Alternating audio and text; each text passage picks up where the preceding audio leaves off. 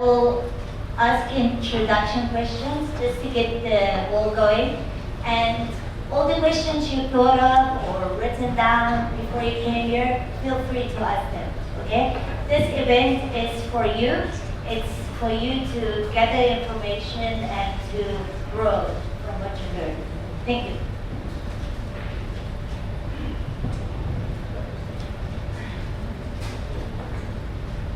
Welcome.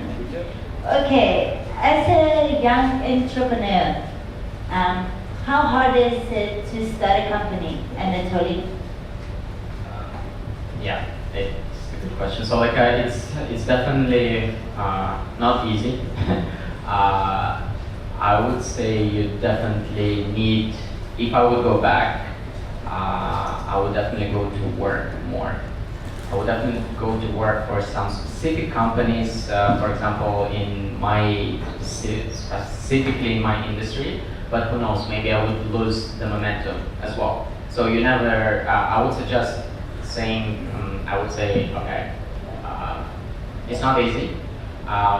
Speed of learning should be hyper speed than like super duper hyper speed, whatever you do, because it's not university anymore.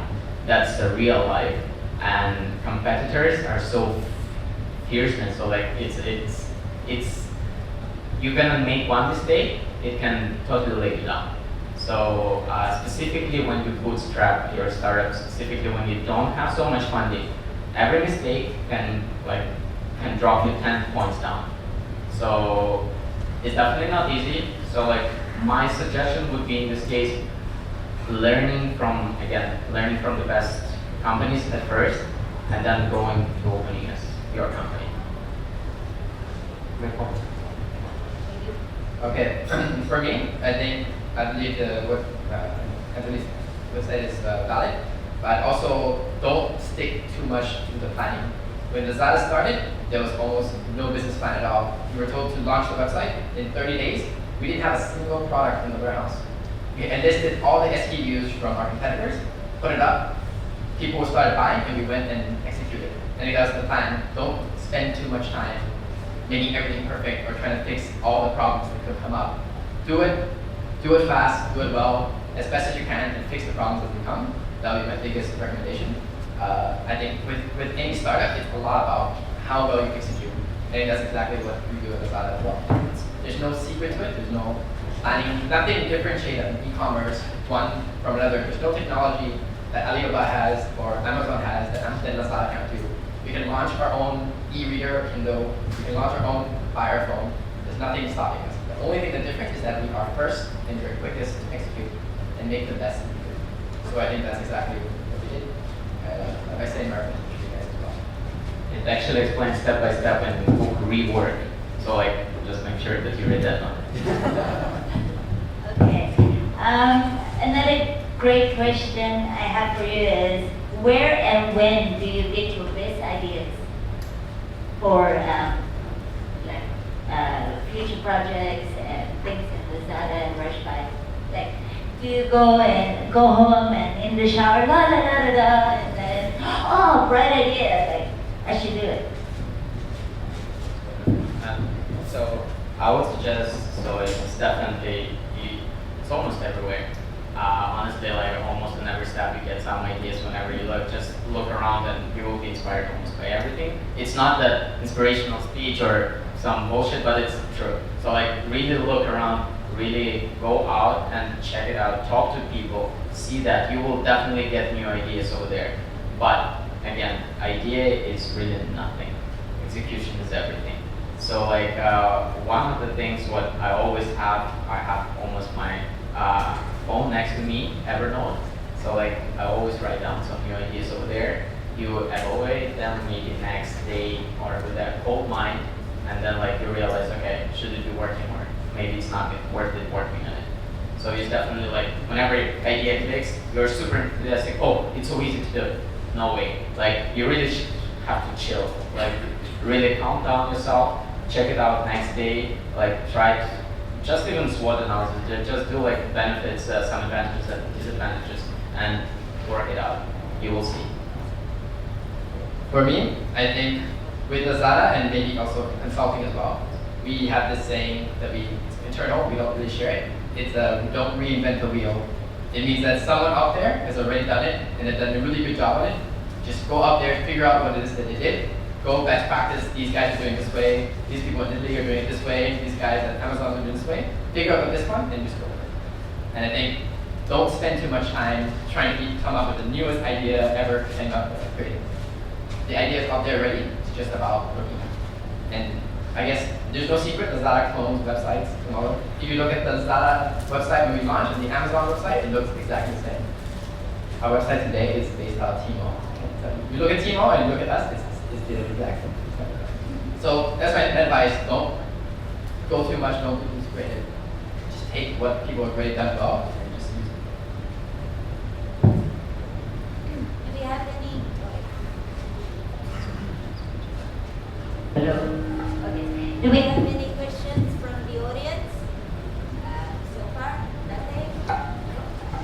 Remember, this is for you, right? Any question you have? Anything that you want to know? Like, please ask. It will be really nice to have a conversation going and not just gather information. Yeah. Another question? Oh yes. What is your question? Please state your name, where you're from, and your question. Okay. Hello, my name is Erwin. I'm from Indonesia. I also want to start my own startup, and I'm now an intern in a startup company. Do you guys agree that financial problems is the biggest issue in a startup? And would you like to share your experience? How can you go through the financial problems at the start, and then how can you be the people you are today? Do you understand the question? Yeah, I think we have a bit different situations over here because Daniel will explain why. So like we had to bootstrap from the very beginning on our own money. Like actually the best thing which I have ever received, try to spend not your money. Try to spend somebody else's money. It's going to be easier and it's going to be faster to learn on somebody else's money.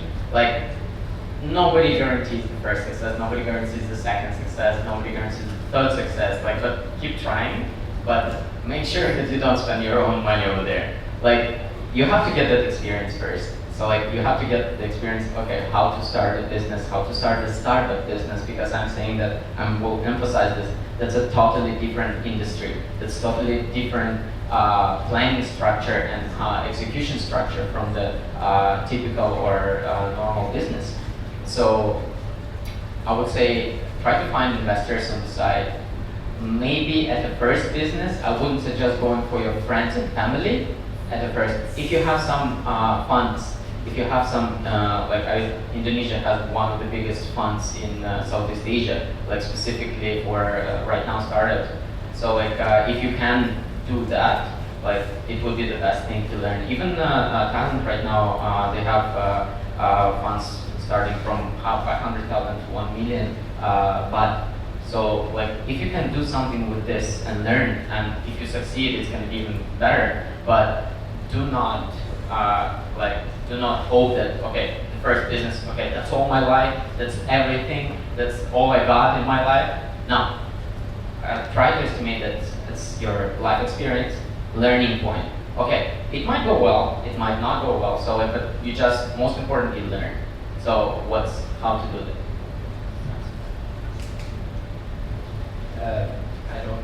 It's hard to explain. I think you mentioned the joke at the beginning. Lazada has investors since day one. And so in theory, we're not actually a startup, as in a bootstrap startup. We are startups and we executed something, but there was already a lot of backing.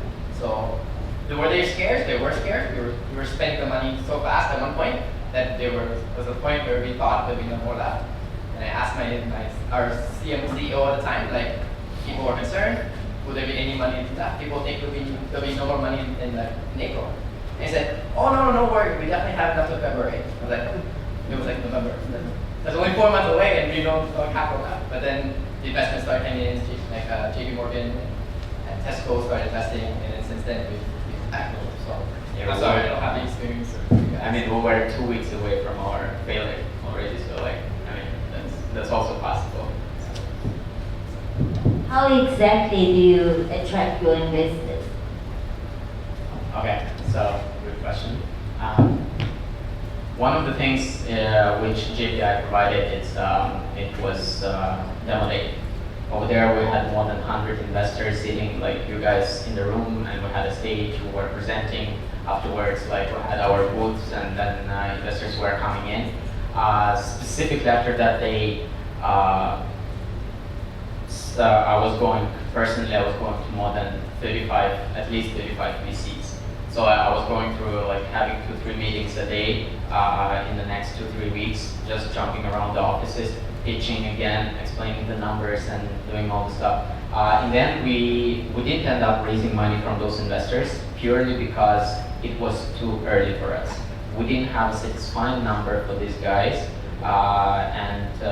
Yeah, we had to do something on our own, and then we found we were working, then we raised some from friends and family, actually some money, so it gave us a runway of another 3 months, and after those 3 months, we found a Thai, basically Thai investor, which is helping us until these days.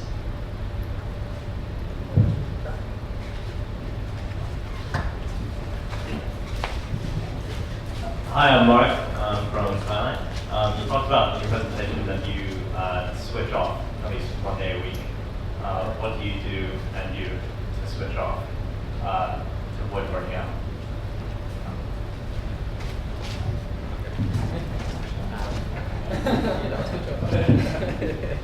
Okay. Honestly, so like I started, so I had at least 3 burnouts during 2 years.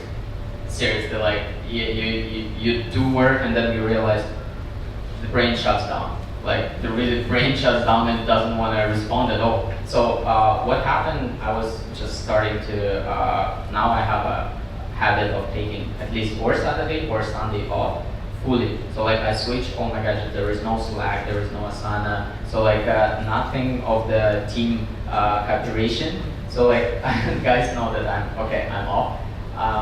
What's happening, like, or I'm going just for running, or I'm going, I love basketball, so like I definitely go for a basketball play, and then some parks, so like nature, specifically in such metropolises such as Bangkok, you definitely need to get to the nature, so like seriously get to the park, like there are so many parks around here, and just breathe in. Breathe in and relax. That's what I would say. He doesn't switch off, he's a robot. Any other questions? Hi, I'm Pinaki, based in Bangkok as well. So I have a question for RushBike, and I wanted to ask about how are you going to take down your competitors? I don't know if there are 8 competitors coming up now, including Grab and Scootar and Send It, DHL, Cherry Express. I would think that's the best question. Hey, can we skip it? Okay. Honestly, so like it's all about positioning. It's all about positioning yourself in a specific industry. It's also about saying lean startup, how you should try to grow your business. You definitely need to conquer one specific field of the business where you're super good at. So what we target specifically, which it's very unique and very safe point, we are higher, we value ourselves as a higher tier. So people trust us with opening their companies. People trust us, so it means that they pay us transfer. We open, so like they basically give to our drivers money. We open even companies who deposit money for them. We had lots of cases where we delivered iPads to the iStores for repairment. So like what I would say, positioning, and we position ourselves as a very high. Nobody in Bangkok positions, so kind of premium service. That's what we do, comparing to anybody else. Further, I can't predict what's gonna happen, but we need to dominate this space. nobody is there. And so like whenever people need to make sure, okay, we provide 1 hour delivery within central Bangkok, we guarantee that. We provide a so like we have up to 10,000 baht insurance fee, which nobody provides either. And we have our special recruitment system for our drivers, which are, it's a very high tier of drivers as well. So like they are going through specific conversations with us. So like we are making sure they're about their addresses, about their families. If something happens, like we go there. Any more questions?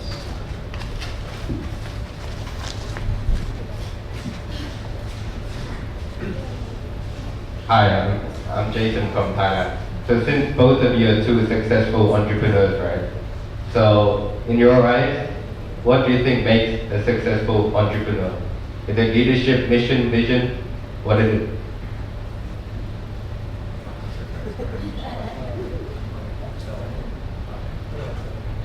So I would say one of the things is definitely your drive. Drive for specifically your startup. Like, I mean, why the fuck would you start something if you don't like it, right? You need to love it. You need to do something that, okay, you need to make sure that you love what you do. I will repeat that again, that you do need to make sure, because there is so much stress, there is so much pressure on you. So drive, passion, leadership, I wouldn't say that's the most important thing. It's definitely needed. It's without it you can't lead the team. But if you find great team, you need, I would say like of course you need leadership, but with your passion, with your drive, this leadership is created. You know? So like whenever people see that you're working 16 hours, unstoppable, like, okay, then you burn out, but it's, then like you work on it and people will see, people will trust you, people will see how much effort you put in. And it's also about maybe finding a right team members, which also gives successful entrepreneurs, because on your own, unless you are freaking Einstein, you can't do anything. I mean, like you need help, you need assistance. Like you can't be one actor, theater, you know. So like you can't play alone, you need somebody. And those somebodies, you need to make sure that you choose the right people. I was going to go with the same thing. It's about having the right people, the right team. So many things we've seen, so many people come in, and sometimes the ones you don't expect end up doing what happens. One story where we had this problem, our product in the warehouse, we're not moving, and it's just been sitting there. So this fresh grad, straight out of college, local university, came up with the idea to put a guarantee sticker on the products that people. The concept was simple, but you need to, it needs speedy delivery, it needs the best price in the market. And we had to stress test the market team, it stressed the delivery, the pricing, the warehouse, everything had to be perfect. We did all of that in only 2 weeks. And it's super successful. Anything with a sticker on it, it could have been the same price, same product. With a sticker, it started moving again. And this whole concept came from a fresh grad out of college. And we were able to do that in 2 weeks, in which other companies might have taken all the approval that needed to go through, it would take it even longer. So having the right people, having a lean structure is a very good vision. And lastly, I would say is be very data-driven and result-oriented. Everything we do on Lazada is based on the numbers and the result that comes out of it. You know, things like, oh, I believe this will do well, I feel like this is right. No one does that. And look at the number, we look at the analysis, we do a lot of testing, a lot. Everything we do is testing. And we look at the results and we make the decisions. And just by doing this, you're able to have a better understanding of our market, of what works, what doesn't work, and you build best practices based on this. So get the right people. You keep mentioning the right people. Who are the right people? Am I the right person? I'm a creative manager. I love art. Am I the right person to come work at Lazada or RushBike? Can I get a job there? How does it work? Who's the right person, right? Okay, good point. So there's three things I look for in my candidates, all of them. One is analytical, part of result driven, but everything you do online in e-commerce, everything can be tracked. That means that people think digital marketing, they think you have to be creative, come up with like super cool campaigns that everyone engages with. It's actually not true. It's just a lot of data coming in, everything is being tracked, there's a lot of information. You have to make sense of all the data and make decisions based on these numbers. So my candidates needs to be top-notch in terms of analytics. Second is entrepreneurial. The company is flat. That means that I'm always looking for people who are able to take full ownership of the project, of the work that they're doing, and be able to drive it forward. So they need to not having me tell them do this report, do this analysis, do this work. They are telling me that, oh, we did this, we ran these numbers, and this is the results. We ran this. So we're looking for people who are super entrepreneurial and are able to make this decision fast, and that's how we go so fast. For example, I can give you one example. We had this issue where people were saying things on our Facebook page. Maybe you guys have read some of it, but it's not always the nicest things. And as time went on, people we weren't responding to them because there's no one doing it. So we came up with this new project based out of social media. It's called Community Management, in which we were to respond to every single comment. It started with 2 people in Thailand coming up with all the process, and now it's an 80-90-person operation. And this is all from 2 people taking ownership of it. Third is sort of a mixture between flexibility and able to handle pressure, because it is an e-commerce, it's a startup, everything's done really fast, so they need to be able to handle that and be able to work with it. So I always look for people who I tell them right front, this is not a 9 to 5 kind of job. You don't stop what you're doing at 5 o'clock and go home. You work until the work is done, and after that you see what else can you do to push it further. And all the candidates know that is what I say. Sorry. Yeah. Should be the same. So like I would say I really love the panel because we would have totally different, not totally different perspective, but we have different perspectives because it's a way bigger company. You guys have what 800 employees right now, right? In Thailand. Oh yeah. In Thailand, right? If question would come to me in terms of choosing the employee or a member, I would definitely go out. Like I would definitely drink. Like I would do something fun.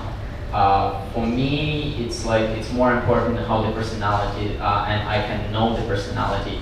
Definitely, what Daniel mentioned. It's you need to check that. Absolutely, that's you need to check those characteristics. But you need to know the person. You need to feel the person. Like whenever you start a small company, right? So like because 700 employees, you need to do the recruitment process a bit faster. So like you're looking at a bit different perspective of the people compared to what we're looking at the smaller range right now. That's what I would say. Okay, one question over here.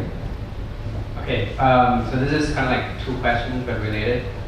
What is the most important thing for your companies, and what are you doing to ensure that that importance is important, and to ensure that you hit those goals?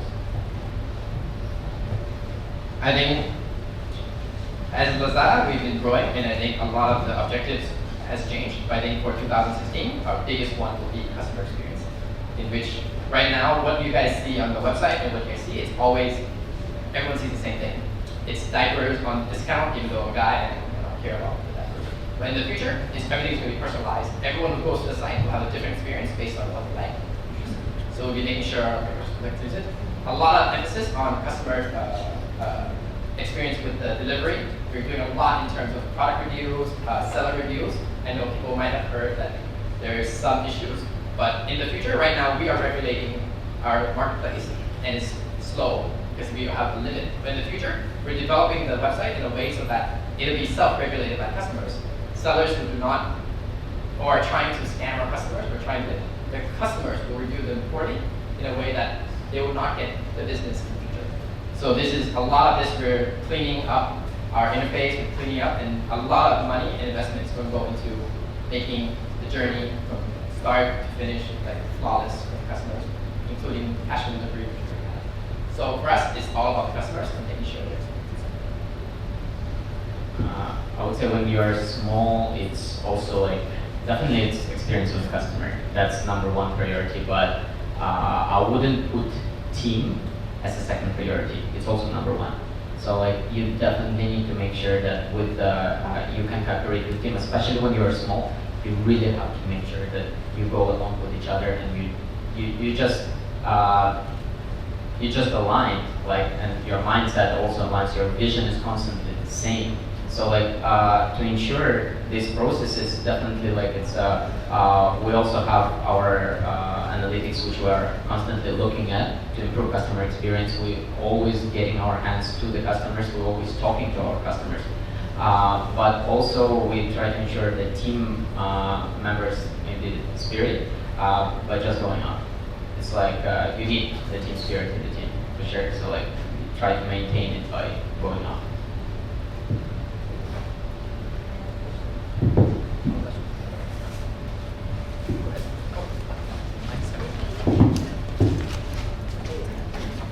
From a marketing perspective, what marketing channel would you attribute to the successful or aggressive growth of both three companies?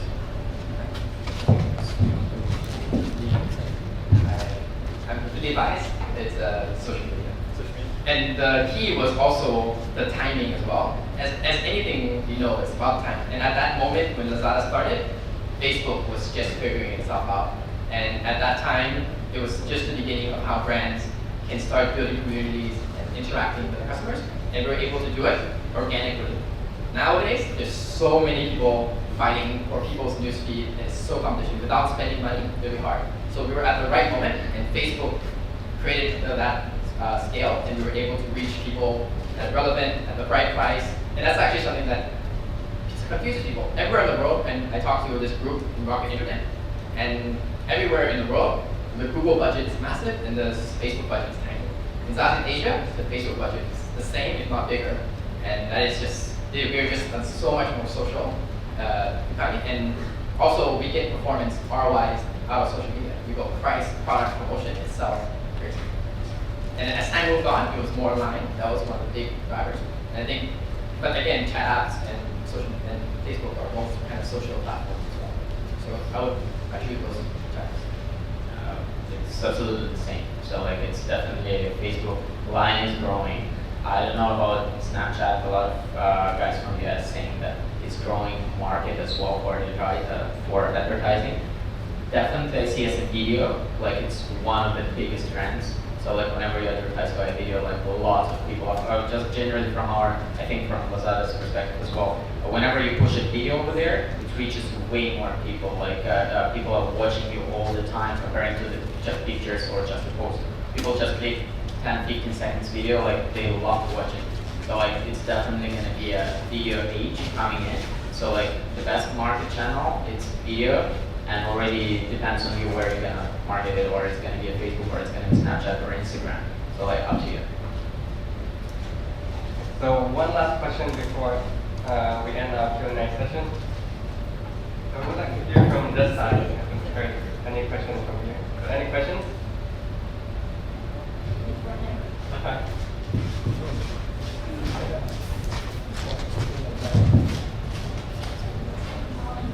Question for Lazada. So let's say if I'm an intern, how can I make sure that I would really have the startup experience? Like I really have a chance to experience the startup way, like everything from A to Z. Okay. That's a good question. I have to admit myself that Lazada is a lot more corporate than it was back then. So if you want the experience where there's 14 people in a coffee shop, it's not there anymore, I admit. But I can tell you that we are growing really fast. There are new departments starting from zero.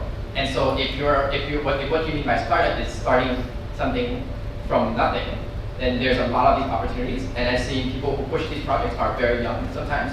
The ideas, they're always looking for new ideas. There's so many projects coming up at the same time. Like sometimes I'm only in marketing and then we have like a massive project line, but then logistics has a massive team as well. They come up with their own Lazada Express, our own delivery group.